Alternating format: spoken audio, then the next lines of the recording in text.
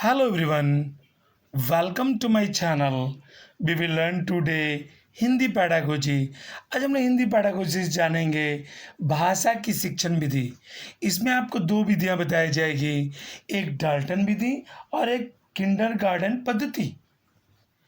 जो आने वाले जो CTET के एग्ज़ाम है जुलाई में, उसके लिए ये वीडियो ना केवल उसके लिए बल्कि UPTET के लिए भी बहुत ही महत्वपूर्ण है। सो वीडियो को स्किप ना करें, पूरा वीडियो देखकर अपने नॉलेज को इंक्रीज करें। अगर आप हमारे चैनल पर नए हैं तो जल्दी से चैनल को सब्सक्राइब कर लें ताकि हर वीडियो की नोटिफिकेशन सबसे पहले आपको मिले। तो हम लोग जान लें डाल्टन योजना क्या है, यानी भाषा की शिक्षण विधि से कुमारी हेलेन पार्क हर्स्ट ने अमेरिका के डाल्टन नामक नगर में सन 1913 में 1913 में सर्वप्रथम इसका प्रयोग किया। अब इसमें है क्या, तो इसमें बालक को पूर्ण स्वतंत्रता दी जाती है। इस विधि में, इस योजना में बालक को पूर्ण स्वतंत्रता दी जाती है।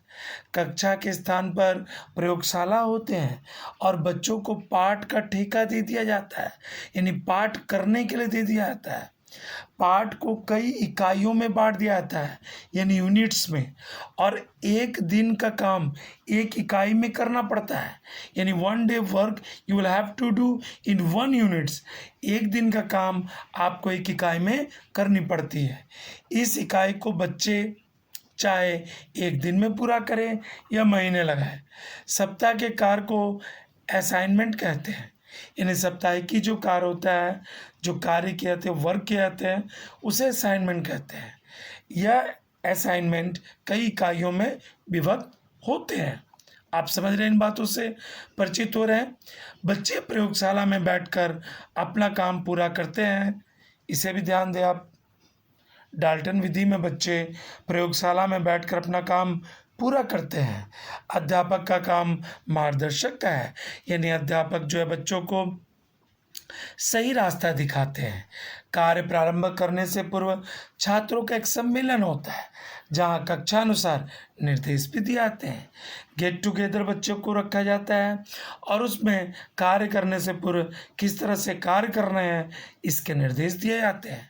शाम को फिर सम्मेलन होता है जिसमें छात्र अपनी कठिनाइयों को रख सकते हैं। बच्चों की प्रगति के लिए रेखा चित्र यानी ग्राफ का भी प्रयोग किया जाता है, यानी यह विधि काफ़ी फ्लेक्सिबल है।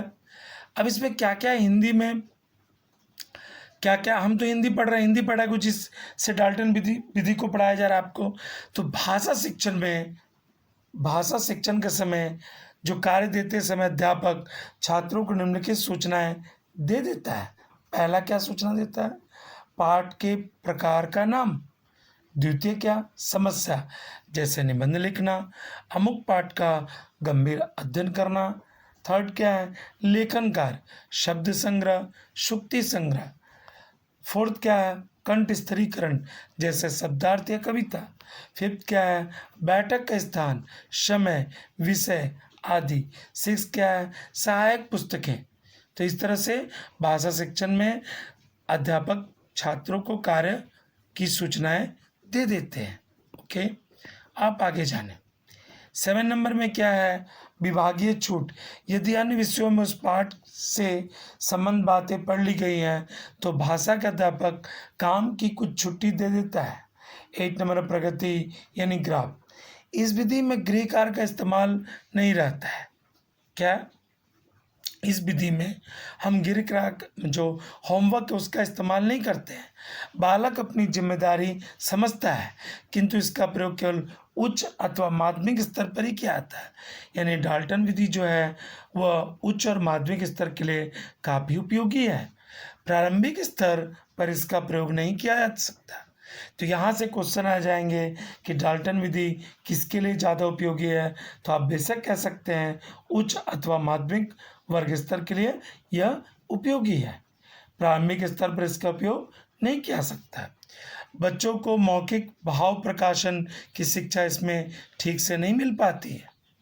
ठीक है, आप जाने किंडरगार्टन पद्धति। अब यह पद्धति है क्या, इस पद्धति के जन्मदाता जर्मन शिक्षा शास्त्री फ्रॉबेल थे। उनके अनुसार स्कूल एक बाग है, स्कूल क्या है, गार्डन है, अध्यापक क्या एक माली है और बच्चे क्या है, पौधे हैं, यानी किंडर के समान है। आप समझ रहे हैं? इस पद्धति के जन्मदाता कौन थे? शिक्षा शास्त्री, जर्मन शिक्षा शास्त्री फ्रॉबेल। उनके अनुसार स्कूल क्या है, गार्डन है, अध्यापक क्या है, गार्डनर है, बच्चे क्या है, प्लांट है, यानी किंडर है। फ्रॉबेल ने खेल द्वारा शिक्षा यानी स्वतः क्रिया द्वारा शिक्षा एवं एकता के सिद्धांत पर बल दिया। शिक्षा के लिए उन्होंने 20 उपहारों का प्रयोग किया। फ्रॉबेल के अनुसार बालक को पहले आत्म प्रकाशन का अवसर देना चाहिए। खेल द्वारा संभव है, तत्पश्चात गीत गवाए जाएं, बालक से अभिनय भी करने चाहिए बालक को, और गीत के माध्यम से तथा रचना कार्य के माध्यम से उस भाषा की शिक्षा दी जाए जिसे छात्र सीखना चाहते हैं। ठीक है, आप आगे जाने। संवेद गीत, बाल गीत, क्रिया गीत आनंदमयी होते हैं। इसे भी आप गौर करें।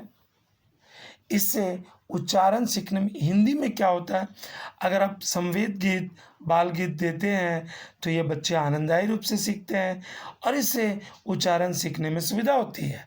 अक्षरों का आकार याद करने के लिए छड़ियों का प्रयोग होता है। कविता याद कराई जाती है जिसका प्रयोग पंक्ति वर्णमाला में के एक अक्षर से प्रारंभ होता है। पढ़ना सिखाने के लिए चित्र भी प्रयुक्त होते हैं और कठिन शब्दों को अलग से लेकर उनका वाचन करा दिया जाता है। चित्रों की सहायता से कहानी बना ली जाती है और उनके द्वारा भाषा की शिक्षा दी जाती है। तो आप समझ रहे हैं, अक्षरों का आकार याद करने के लिए छड़ियों का प्रयोग होता है। कविता याद कराई जाए जिसकी पंक्ति वर्णमाला के एक अक्षर से प्रारंभ होती है। पढ़ना सिखाने के लिए चित्र भी प्रयुक्त होते हैं। चित्र के माध्यम से बच्चे सीख सकते हैं। कठिन शब्दों का वाचन कराया जाता है और चित्रों की सहायता से कहानी बनाकर बच्चों को उनके द्वारा भाषा की शिक्षा दी जाती है। आप आगे जान लें। इस पद्धति में कुछ कृत्रिमता है। क्या है? कुछ आर्टिफिशियल है। इसमें व्यक्तित्व शिक्षक की अवहेलना है। उपहारों में रहस्यात्मकता है, यानी रहस्यात्मकता है किसमें? उपहारों में। आप इसके उच्चारण को देख लेंगे। फिर भी इस विधि में स्वतंत्रता, शारीरिक श्रम, इंद्रिय प्रशिक्षण, सामाजिकता आदि पर बल है और इसका प्रयोग कुछ सीमा तक ही किया जा सकता है। तो यानी यह पद्धति क्या है? आर्टिफिशियल है। ठीक है, अब आप आके ओके, आपने यूनिट कंप्लीट कर ली। आपने दो जो भाषा शिक्षण की विधि है, एक तो आप डाल्टन विधि, उसके साथ साथ आप किंडर गार्डन पद्धति से अवगत हो गए। यदि आपको वीडियो पसंद आया, अपने दोस्तों के साथ शेयर करें। वीडियो लाइक करना ना भूलें। वीडियो देखने के लिए धन्यवाद।